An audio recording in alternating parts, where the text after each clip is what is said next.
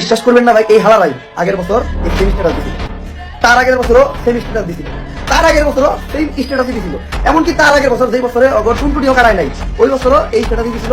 ঠেসমের একটা কথা বলছিল, এরা প্রতি বছরে সেম কথা বলে যে এরা নতুন কিছু নিয়ে আসবে। আর এরা কিন্তু মানে ও একটু ছোট করে এই কথাটাও বলছিল, আপনারা অনেকে খেয়াল করছেন। হ্যালো গাইস, কেমন আছেন? আশা করি সকলে অনেক বেশি ভালো আছেন। তো গাইস, ওমর ফায়ার এবং অপু ভাইয়ের মধ্যে কিন্তু কন্ট্রোভার্সি শুরু হয়ে গিয়েছে। তো কি কারণে এই কন্ট্রোভার্সি সেটি আমরা আজকের এই ভিডিওতে জানতে পারবো। তো বুঝতেই পারছেন ভিডিওটা কত ইন্টারেস্টিং হতে চলেছে। সো এক মুহূর্ত মিস না করে পুরো ভিডিও দেখতে থাকুন। আর যারা চ্যানেলে নতুন তারা অবশ্যই চ্যানেলটিকে সাবস্ক্রাইব করবেন। তো গাইস, আমরা প্রথমেই দেখে আসি ওমর ফায়ার এমন কি বলেছিল যে কথাটি অপু ভাইয়ের এতটা গায়ে লেগেছে। যারা বলে এই বছরই শেষ, সামনের বছর থেকে এক নতুন আমাকে দেখবেন, বিশ্বাস করেন ভাই, আমি কখনোই তাদের কোনো পরিবর্তন দেখি নাই।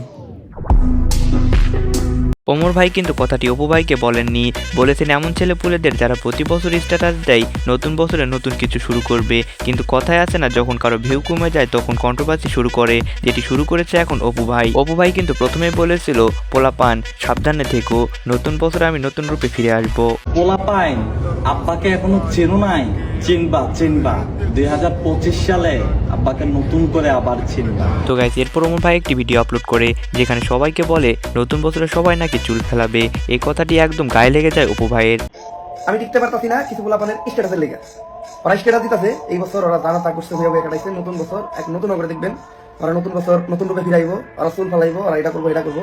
বিশ্বাস করবেন না ভাই, এই হালারাই আগের বছর এই সেম স্ট্যাটাস দিছিল, তার আগের বছরও সেম স্ট্যাটাস দিছিল। তো গাইস, এই কথার জবাবে অপু ভাই ওমর ফায়ারকে কি বলেছে সেটা একটু দেখে আসি। ঠেসমের একটা কথা বলছিল, এরা প্রতি বছরে সেম কথা বলে যে এরা নতুন কিছু নিয়ে আসবে। আর এটা কিন্তু মানে ও একটু ছোট করে এই কথাটাও বলছিল, আপনারা অনেকে খেয়াল করছেন, আবার অনেকে হয়তো খেয়াল করেন না যে হ্যাঁ মনে হয় চুল কাটবে। যাই হোক, আপনাদের হয়তো কিছু মানুষ আব্বাও ডাকে, আবার কিছু মানুষ ব্র্যান্ডও বলে। ওর জন্য একটা স্পেশাল ভিডিও আসবে আমার, স্পেশাল, ওরা আমি একটু দেখাইতে চাই যে আমি কি করি আর কি পারি। তো গাইস, এরপর কিন্তু অপু ভাই ওমর ফায়ারের অডিয়েন্সকে নিয়েও কিছু কথা বলেছে, যেটি কিন্তু আমাদের অনেক গায়ে লেগেছে। তো এরপর দেখে আসি ওমর ফায়ার এই বিষয় নিয়ে কি বলেছে। কিছু পোলাপান খালি কয় যে আমার অডিয়েন্সের সাপোর্ট ভালো দেখা যে ওমরের পোলা অমুক তোর আব্বা লাগে। আমার প্রত্যেকটা অডিয়েন্সের কাছে কোন আমি নিজের নেই, এরা আমার কোনো ফ্যান, আমার ভাই, আমার প্রত্যেকটা অডিয়েন্স আমার ভাই, আমার একটা ভাই, ঠিক আছে। তো গাইস, দেখতেই পেলেন ওমর ফায়ার আমাদের কতটা ভালোবাসে, তার প্রতিটা অডিয়েন্সকে সে তার নিজের ভাইয়ের মতো মনে করে। তো গাইস, এই ছিল আজকের ভিডিওটি কেমন লাগলো অবশ্যই কমেন্টে জানিয়ে যাবেন, এবং পরবর্তী পর্ব চাইলে সেটা অবশ্যই কমেন্টে জানিয়ে যাবেন। ভালো থাকবেন এবং ভালো রাখবেন আপনার চারপাশ।